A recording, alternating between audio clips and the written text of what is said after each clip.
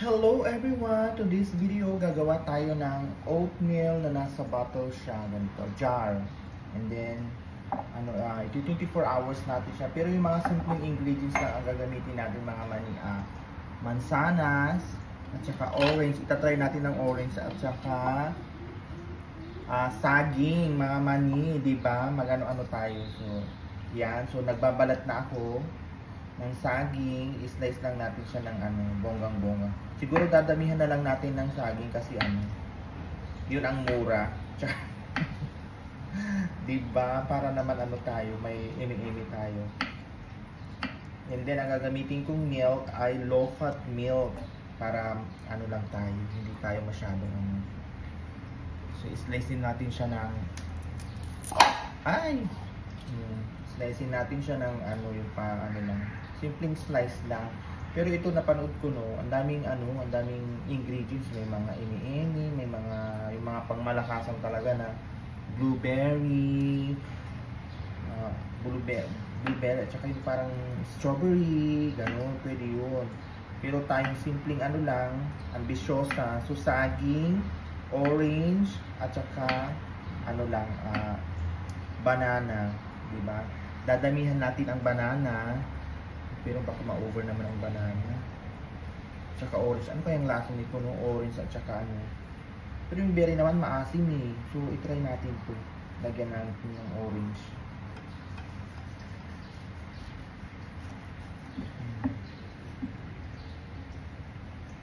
Ano ko siya bababad ko siya hanggang 24 hours. So, hindi naman siguro kahit mamaya na pwede ko nang kainin. Kasi mamaya kasi kung tatamarin ako magluto, and then ito nang kakainin ko. So ganyan lang po yung pag natin, simple lang natin. Wag nang marami. Pwede mo rin pong lagyan ng yung cinnamon powder, tsaka yung honey. Pero mas masarap siguro pag ito lang, tsaka gatas, at tsaka yogurt. Siguro mas masarap. Pero ayoko kasi yung ang dami-daming yung dekado na pang malakasan. Alam mo naman, budget meal lang tayo. Purita Mirasol lang tayo. Kaya ganito lang ang eksena natin. Ito lang kasi ang kaya natin bilhin dito. Diba? Yan. Gaganan natin.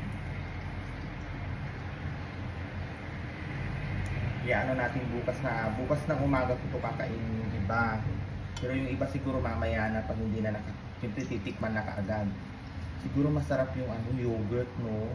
Pero hindi naman tayo nakabili. Ayan, diba?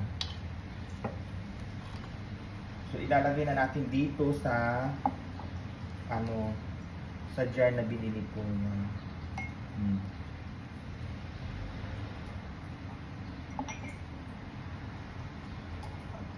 Ayan, diba?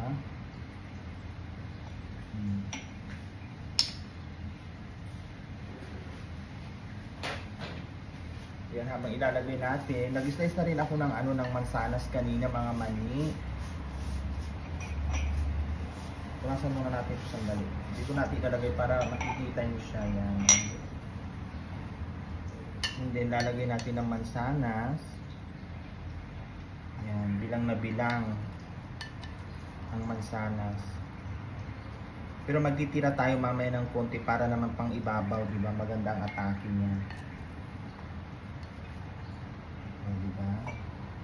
Kailangan nga natin kasi ilagay kaagad ang mansanas kasi mangingiti mo siya, lalabas yung niya, dating itsura niya, parang parang nag-glota ata to. Yan, diba? Yan, lagyan natin ng banana. Ganyan lang, madali lang gawin, pero yung kung papanoorin nyo sa video, ang daming ricadong nilalagay nila, pero simple tayo, parang ano lang naman tayo, ambisyosang imi-imiro. Ayan. And then lalagyan din natin ilagay na natin ito siguro para siya, mababad na siya. Kasi baka mamaya paglalagyan ko na siya, hindi na siya sana hindi so yan, lalagyan na natin ng Quaker Oats.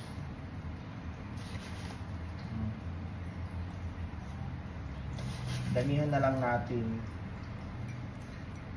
Yan, diba? Ang ganda. kahit anong klaseng saging siguro pwedeng gamitin dito. Mas lalo pag ano ng saging, yung mga may time kasi na ang dami-daming saging, especially sa Pinas, may time din na mura ang saging. So kahit ganito lang, quaker o saging lang, pwede na. Maganda to kasi hindi tayo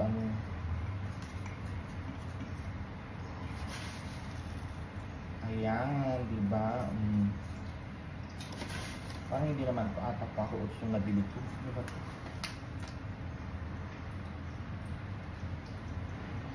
Parang ano ito ata, ano ba ito? Hindi ata naman ito quaker oats. Pero pwede na yan. Ano lang naman natin ngayon, tatry lang naman natin ngayon kung ano ang yan. So, nasa inyo na yun kung gaano karami ang ilalagay nyo mga mani na ganito. Huwag na natin dagdagan na ang dami-daming eme. Kasi, para hindi tayo yan. So, lalagyan na natin ng gatas.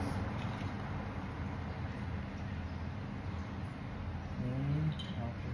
Kala ko ano na naman ito.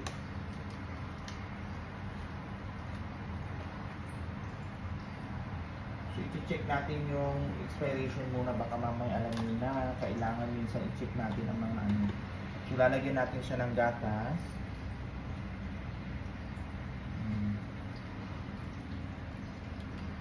So, hayaan lang natin siyang muna, masipsip yung gatas. Yan, di ba? Hayaan mo lang na natin siyang sipsipin niya yung gatas. Saka natin siya dadagdagan ng ng quaker oats. Pero parang hindi quaker oats na emirot kung nakuha ko. Parang pero pwede na siguro yan.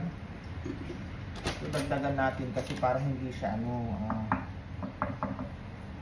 hindi siya yung parang watery masyado. Dapat mag-ano ko yung parang lugaw-lugaw ang eksena niya. Ganito ang mga lugaw ng mga mayaman. Yan, di ba? And then yung tirang saging, ilalagay natin yan ngayon sa ibabaw para mas talo siyang Hindi, ilalagay na ito natin sa ref. Pero mas masarap ko siguro pag nasa ref na yung hindi naman sa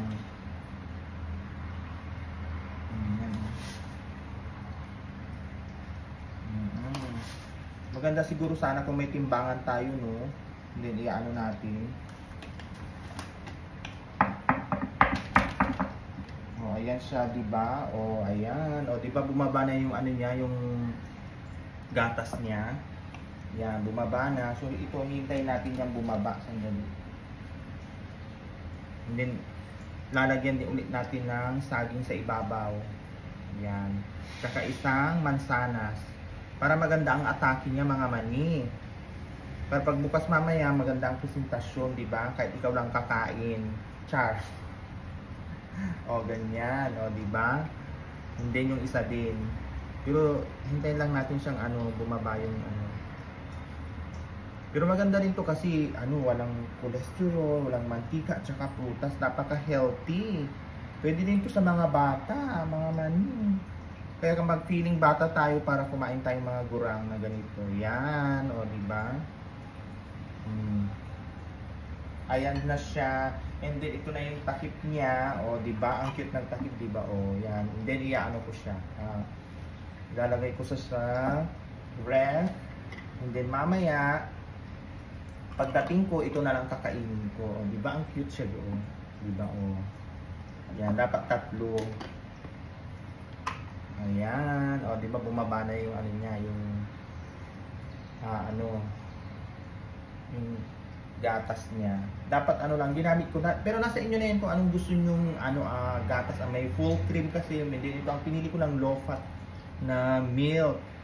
Para naman hindi na tayo masyadong So, ganito lang mga mani, di ba ang bilis-bilis gawin, di ba? Pero nasa inyo na to kung iba, mas maganda sana kung more prutas yung ihahalong-halo natin, mas maganda yun, mas effective at napaka-healthy yung mga mani. So habang natin yan, iinom din tayo ng green tea.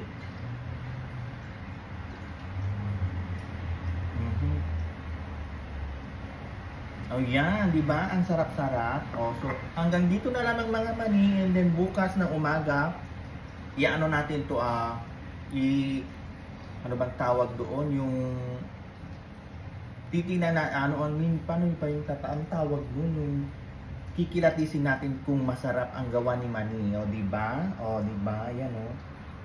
So hanggang dito na lamang mga ni. Bye! Stay healthy always and magpasalamat palagi tayo sa Diyos na kung ano man ang ating matatanggap. Maraming salamat sa mga nanonood. Bye!